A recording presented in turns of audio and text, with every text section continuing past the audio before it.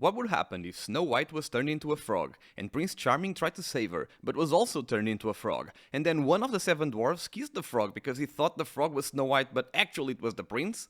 Well, I don't know, but do you know who does?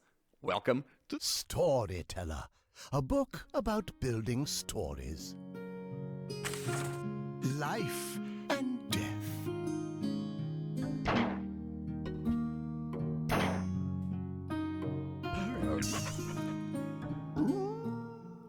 Storyteller is a very casual puzzle game all about, well, telling stories. Who could have guessed them, right?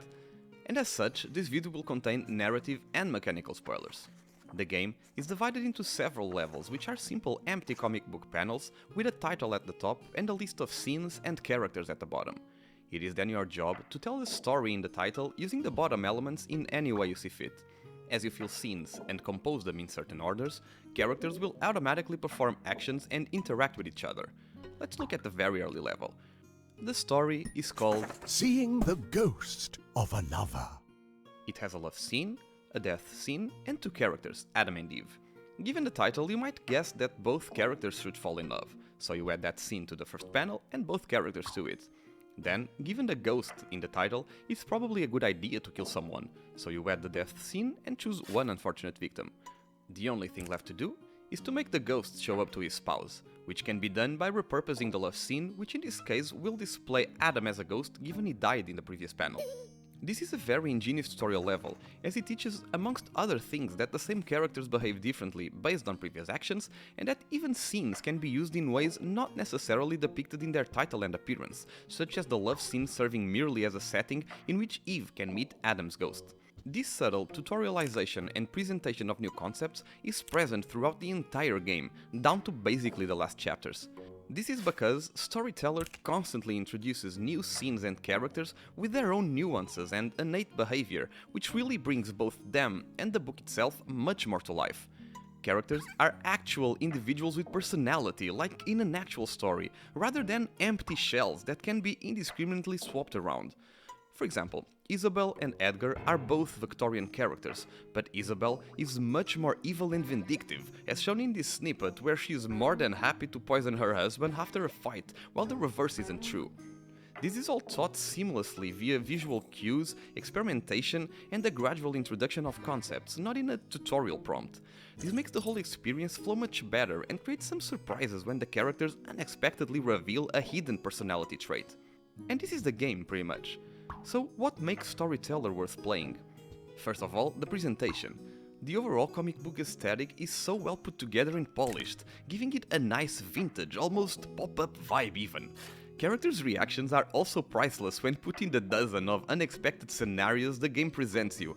This surprise extends beyond the characters and into you, the player, as it is truly fun to just play through it and uncover what next mishmash of references the developers remember to put together and interact with a half-familiar, half-foreign world.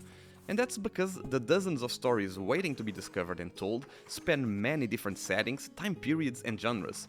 It ranges from biblical mythology to Disney references, classical literature, generic fantasy tropes, and more.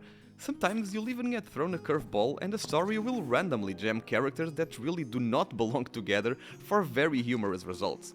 As an example, in the Genesis chapter, which is all about Adam and Eve being tempted by the snake and judged by God, one of the stories suddenly introduces Friedrich from the Shakespeare chapter that gets back at God with a pistol in a very idiosyncratic but funny turn of events.